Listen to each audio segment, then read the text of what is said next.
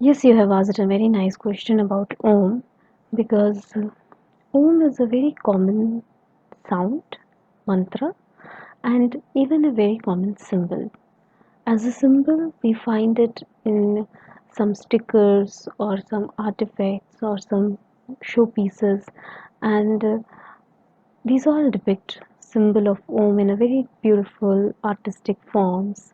And the chanting of the Om mantra, it is common to chant Om mantra before any meditation practice or a yogic practice. Okay, generally we see people chanting Om 3 times before doing any yogic practice or before starting a meditation. And yes, it does prepare the mind for meditation because it calms the mind and it gives some groundedness to the mind. Now, Om is considered mostly as an Hindu symbol, okay, and Hindu sound. It is something related to Hindu culture or Hindu religion. But it is not so. The same sound is found in various cultures. The sound with the same frequency is found in various cultures in the form of Hum or Amin or Amen. And even the symbol, if we see, generally what we find is the symbol of Om written in Devanagari script.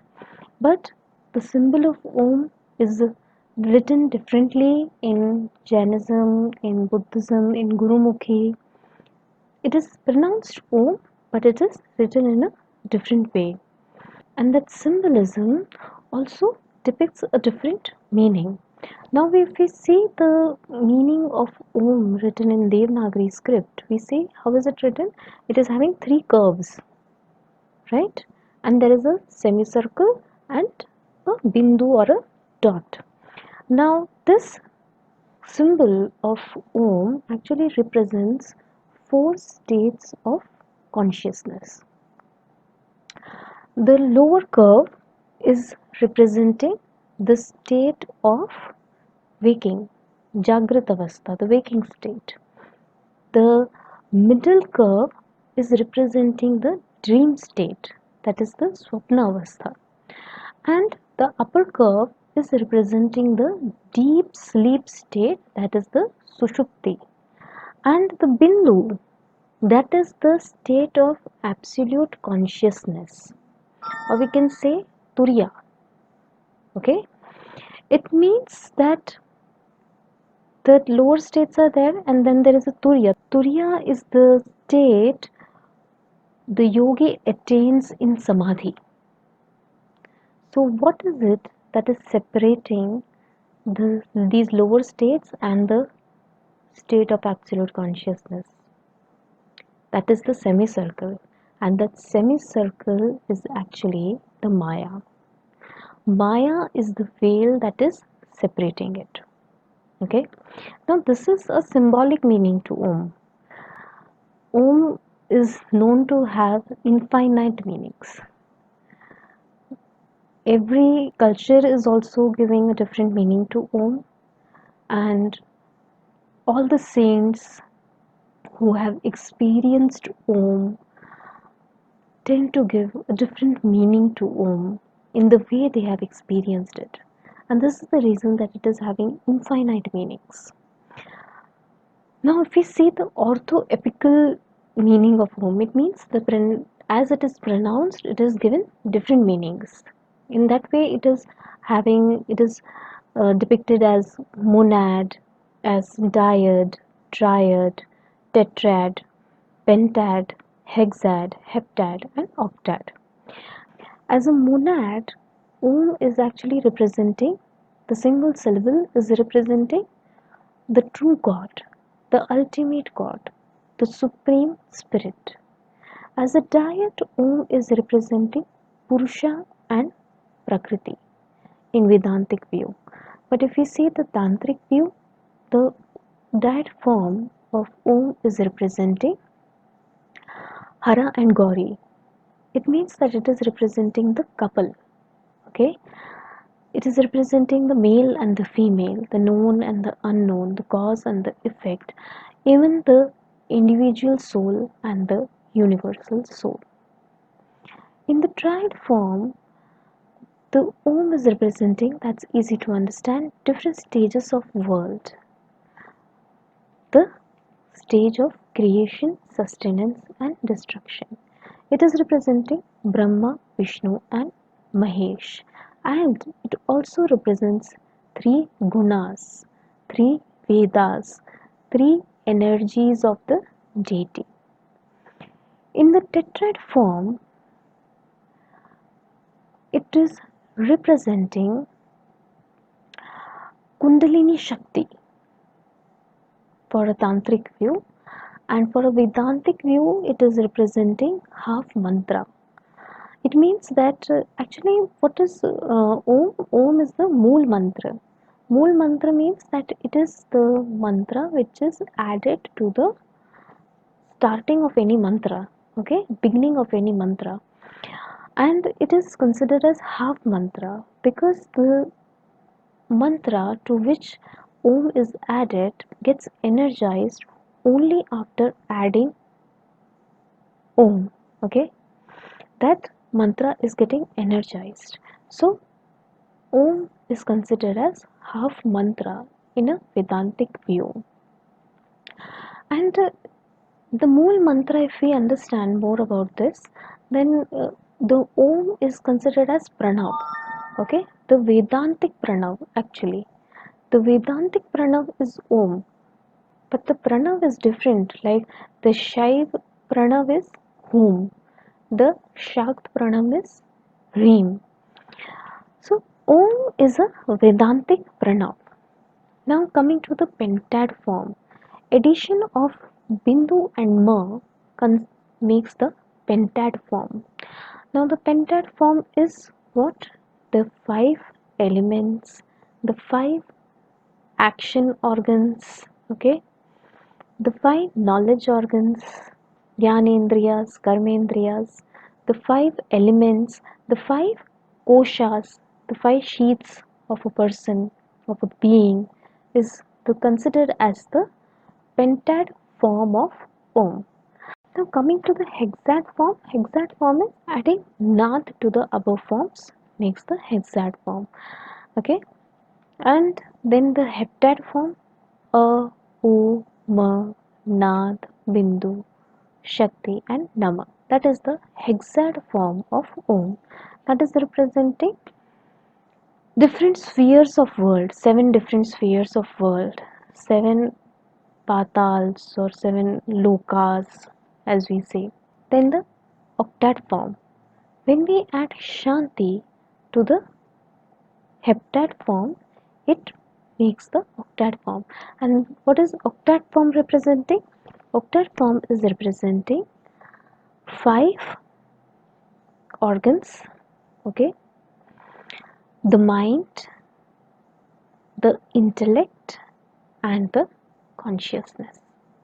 This is the octad form of the Om. Now, this is the orthoepical meaning of Om.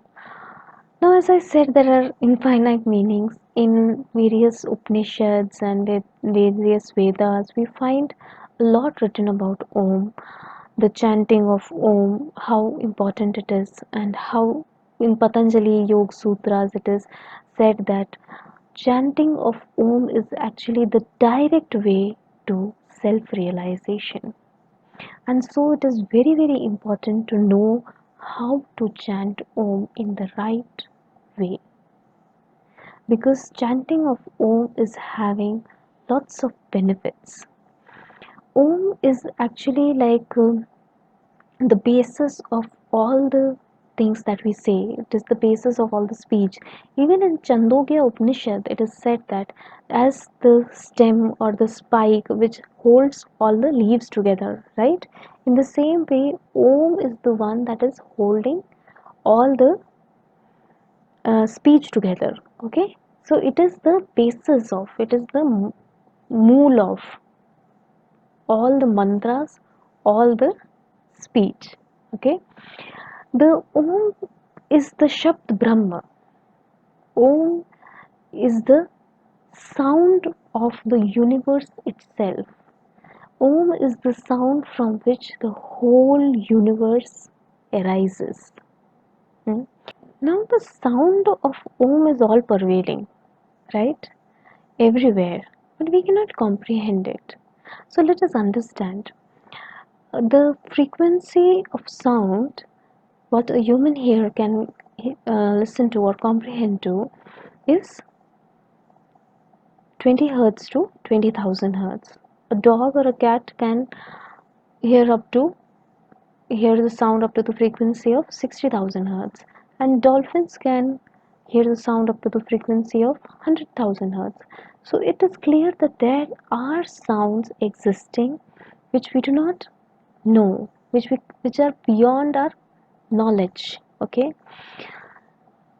it means that Om, the all pervading, the universal sound, cannot be heard by untrained ears. And what is the training? The training is various spiritual and yogic practices. Now, mostly we say that meaning of Om is understood in the form of A, U, and Ma. Okay, the Vedas and Upanishads do give various meanings about A, U, and Ma. Like in Gopal Tapni Upanishad, A is considered as Balram, that is the substratum of the whole universe. Then U is considered as Pradyuman, that is the super soul of the universe. And Ma is considered as Anirudh, that is the super soul that is residing in every individual. And the dot is Lord Krishna himself. And many different saints have given different meanings to Om, like some people do consider it as A is actually the Lord Himself. U is the Shakti of God, Shakti of the Lord, and Ma is the manifestation of the Lord and the Shakti with the God, right? So there are many various different meanings. If we say that Om is also the beach mantra of the third eye, it means that it is the sound of third eye, and many times people do recommend that you should chant Om while concentrating on your third eye, although it is not considered very nice to concentrate on the third eye directly without working on the lower chakras. It is very important that you work on your lower chakras and then you think of starting working on your third eye, or else that will be not so helpful and the experiences are not so pleasant also. That is what I have seen with many people. So start working on your chakras before starting chanting of the Om with contemplating on the third eye.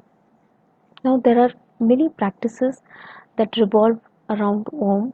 Even in Vigyan Bhairav Tantra, there is a practice that I think that is the 16th practice of Vigyan Bhairav Tantra, 16th meditation, in which Lord Shiva says that while you chant on Om, you should contemplate on the void that comes after the chanting.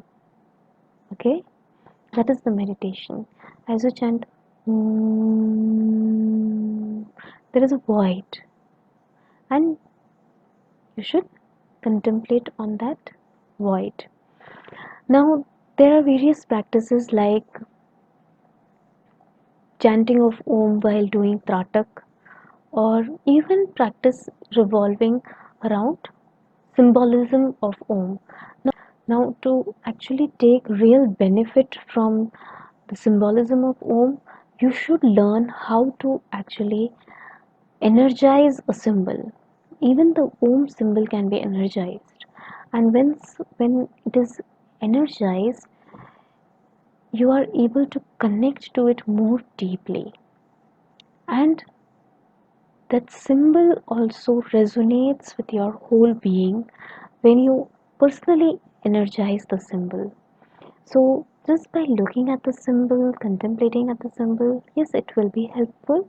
But if you really want to take some benefit from it, then you should energize the symbol.